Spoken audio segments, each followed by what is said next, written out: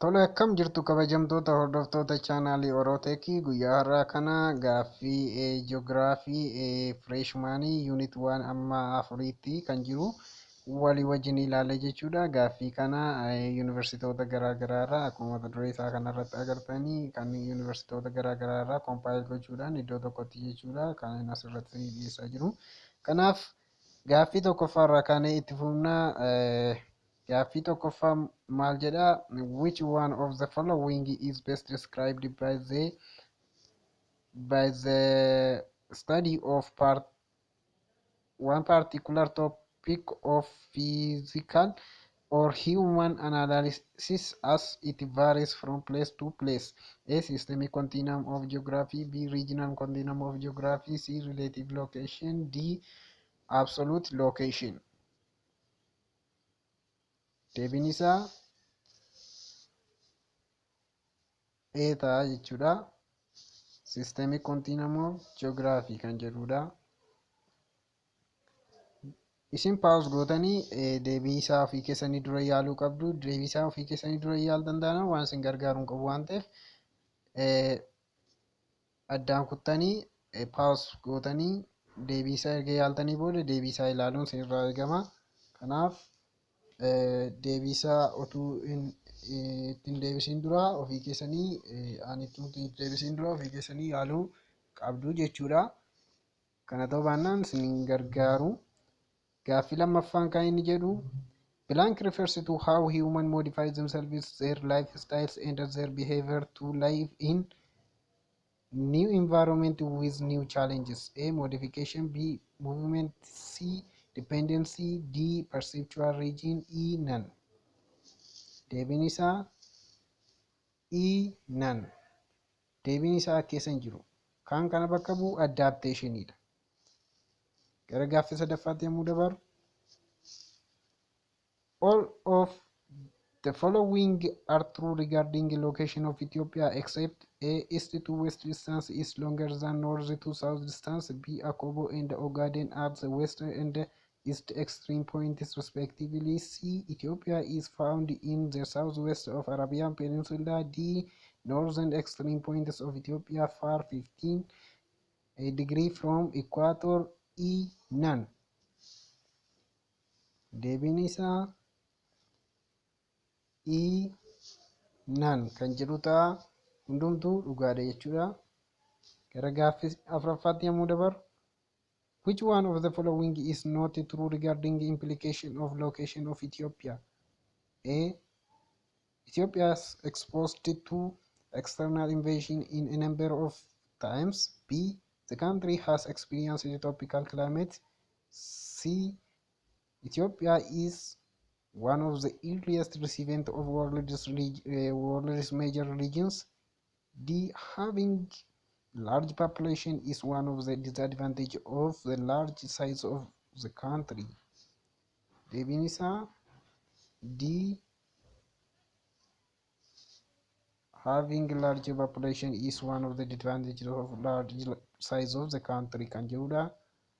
Kun advantage itti lakkaa'ama. Gaaffii shanaffaan all of the following are true about the shape of world's countries but one. A. Protrude shaped countries are completely surrounded by another country. B. Compact shaped countries are easier for defense and socio-economic integration. C. The higher the area of the country to its boundary lengths, the higher the degree of the compactness. D. The nearer the ratio of the area to one, the more compact the country is. Deebiin isaa A. Protrude shaped countries are completely surrounded by another country kan jedhu sirriimni kun perforated. Kanaaf deebiin isaa A ta'a jechuudha. Gara gaaffii itti aanutti yommuu dabaru blank are maps which show distribution of different aspects such as temperature, rainfall, settlement, and the vegetation. A. Topical maps. B. Geomorphological maps. C. Special purpose maps. D. All. E. None. Deebiin isaa C. Special purpose map. C. Special purpose map. Gaaffii torbaffaan one of the following is not element of map. A. Legend. B. North Arrow. C. Date of compilation. D. All. E. None. Deebiin isaa E. None. Hundumtuu elements of mapidha. Saddeettaffaan one of the following is wrong about physiography of Ethiopia. A. Ethiopia has the largest proportions of elevated landmass in the Africa continent. B. Most of the Ethiopian highlands are part of central and northern Ethiopia. C. 1000 meters is considered as a demarcation between highlands and lowlands. D. All. E. None. Deebiin isaa E. None. Gara gaaffii sagalaffaatti yommuu dabarru from the following mountains which one is odd? Kan adda ta'e gaarreen kana keessa kami? A. Mountain Ambalage. B. Mountain Asimba. C. Mountain Rasdashan. D. Mountain Sibet. Deebiin isaa C. Mountain Rasdashan. Mountain Rasdashan keessaa kan adda godhu kan inni argamu North Central Highland irratti warreen sun Tigraayan Plateau irratti jechuudha warreen A, B fi D jechuudha. Gara gaaffii 10ffaatti yommuu dabarru which one is not true about Northern Central Highland? A. The largest in Western Highland. B. 26 peaks are found in this geographic region. C. Mountain Rasdashan is a great peak of this physiographic region. D. The mountain system in Gondor and Gojam are separated from the eastern group of mountains in Wallo by impenetrable and deep gorges. Deebiin isaa B. 26 peaks are found in this physiographic region kan jedhudha. 11. The Western Highland area from the largest to the smallest. Gara guddaarraa gara xiqqaatti the Western Highland. A. Northern Central Grand Plateau. Southwestern Shawa Plateau. B. North Central Southwestern Grand Plateau Shawa Plateau. C. Southwestern North Central Grand Plateau Shawa Plateau. D. Southwestern North Central Shawa Plateau Grand Plateau. Deebiin isaa B. Northern Central Southwestern Grand Plateau Shawa Plateau kan jedhudha. Deebiin isaa B ta'a jechuudha. Gara gaaffii 12ffaatti one of the following is wrong combination. Kanneen kana keessaa kan wrong combination yookiis walitti hidhatamiinsa piikiidhaa fi haayilaandiinsaa jechuudha. A. Southwestern with Mountain Guge. B. North Central with Mount Rasdashan. C. Shawa Plateau with Mountain Gunna. D. Grand Plateau with Mountain Sibet. Deebiin isaa C. Shawa Plateau with Mountain Gunna kan jedhu sirrii miti. Abbuu meedaa ta'uu qaba. 13ffaa Western lowland regions are generally characterized by arid or semi-arid conditions except A. Tekeze lowland. B. Abaidinder lowland. C. Gibe lowland. D. Baro Okobo lowland. Deebiin isaa D. Baro Okobo lowland.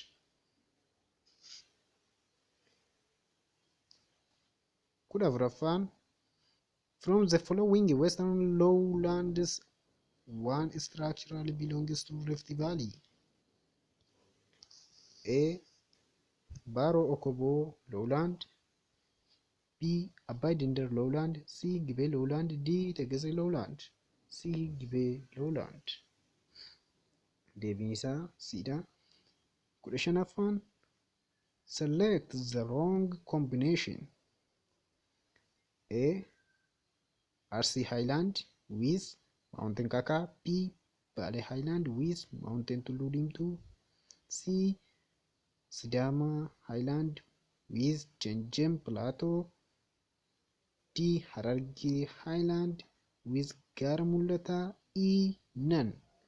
Kudha shanaffaan deebiin isaa E. None. Hundumti isaanii gaarreen piikii isaanii wajjin wal qabatan yookiin Haayilaandii piikii isaanii wajjin wal qabatanii jiranii jechuudha.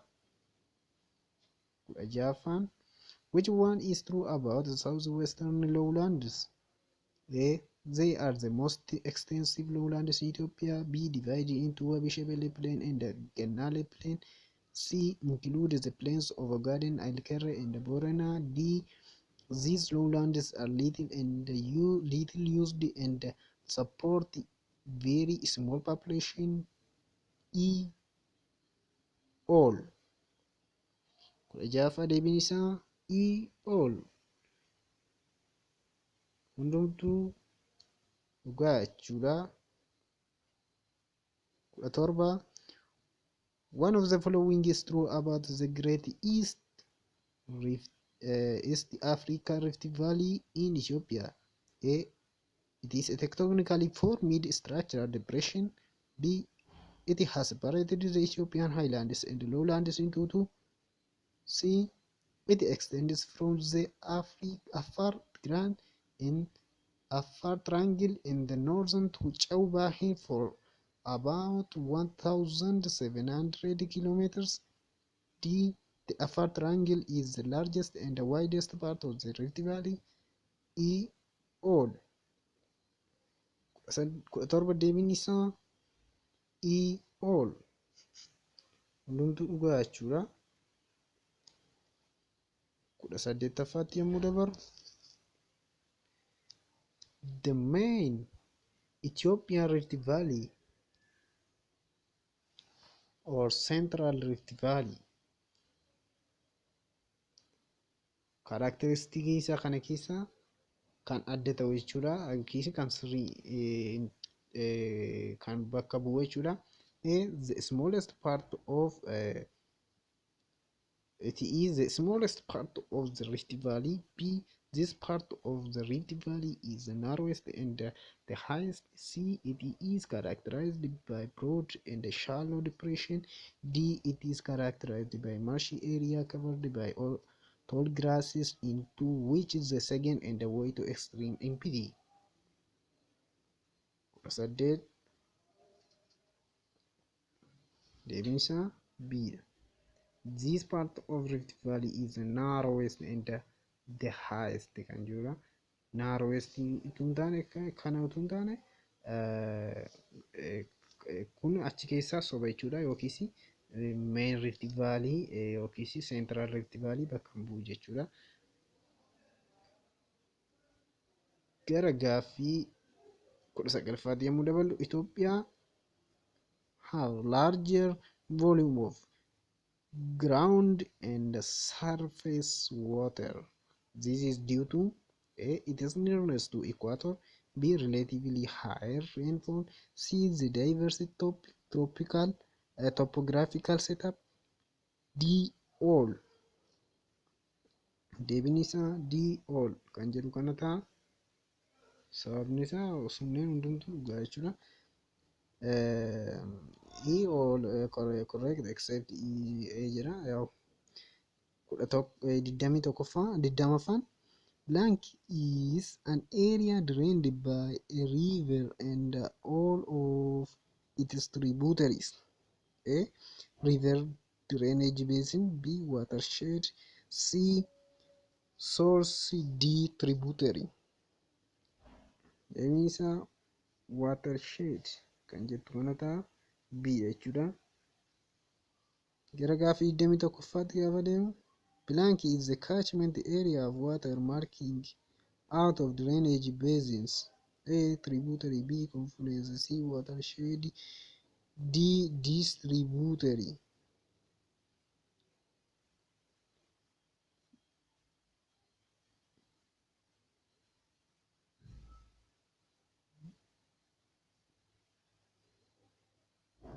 Ifama gaaffiin 20ffaan deebiin isaa A ta'uu qaba. River drainage basin kan jedhudha. Gaaffii 21ffaan watershed. Okay. Gara 22ffaatti yommuu dabarru one is not true regarding the western drainage system. A. The largest of all drainage systems. B. Tekeze Abai Omo flow westward and joins the Nile and finally to Mediterranean Sea. C. Tekeze River is termed Atabara in Sudan. D. The Barot together with a Kobo forms the Sobat River in South Sudan. Deebiin isaa B. Tekeze Abai Omo flow westward and joins the Nile and finally to Mediterranean Sea kan jedhudha. Gara gaaffii itti yommuu dabarru select the true alternative about southwestern drainage system. A. Wabi Shabelle and the Gennale rivers cross the border into Somalia. B. Gennale has fewer tributaries but carries more water than Wabi Shabelle reaches in the Indian Ocean. C. Wabi Shabelle is the largest river in terms of catchment area. D. Gennale drain parts of Oromia, South National People and region and Somali regions. E. All. Deebiin isaa E. All kan jettu kana taati. Gara gaaffii 24ffaatti yommuu dabarru all of the following are true about Rift Valley drainage system except A. Is an area of small amounts of rainfall, high evaporation and a small catchment area. B. The size of drainage area is restricted by the outward sloping highlands. C. The only major river basin is that of the Wash. D. None.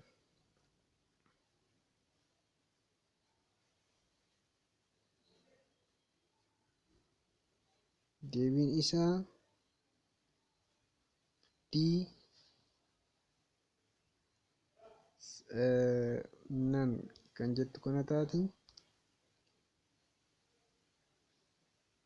Gaaffii 25ffaa one of the following is not property of Ethiopian rivers. Kan amaloota laggeen Itoophiyaa kan hin taane kamidha? A. Originated from highland areas and across the Ethiopian boundary. B. Majority of Ethiopian rivers are transboundary. C. Ethiopian rivers are characterized by extreme seasonal fluctuation.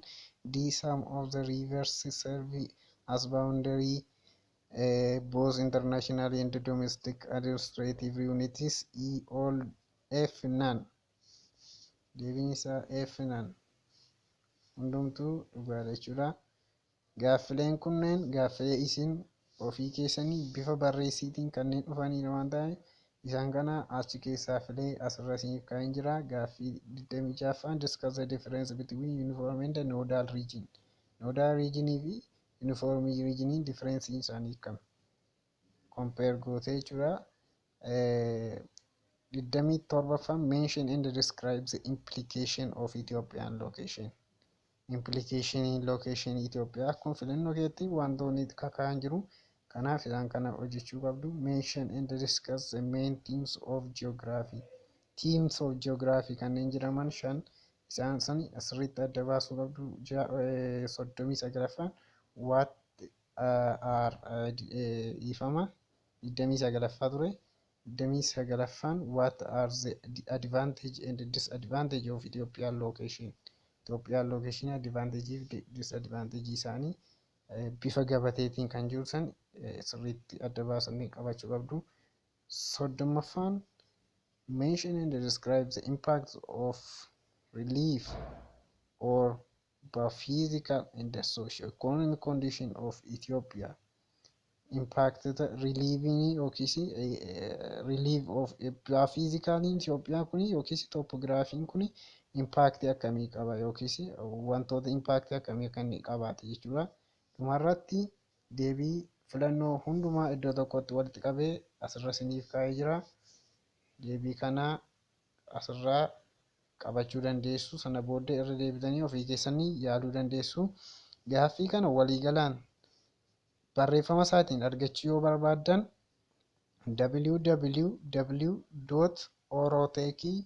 www.orotechy.com jettanii yoo galtan argachuu dandeessu. Anis description box irra isiniifan kaa'aa kallattii sanaan galtanii gaaffii kanas deebii isaa wajjiniin copy paste yookiis download godhattanii fudhachuu dandeessu jechuudha. Hanga xumuraatti waan hordoftaniif galatoomaa. Viidiyoon kun akka isin gargaaruu abdiin qaba. Kanaaf adaraa keessan subscribe gochuu, like gochuun sassatinaa isiniin jedha. Nama yeroo nu haa godhu galatoomaa. Ciao ciao.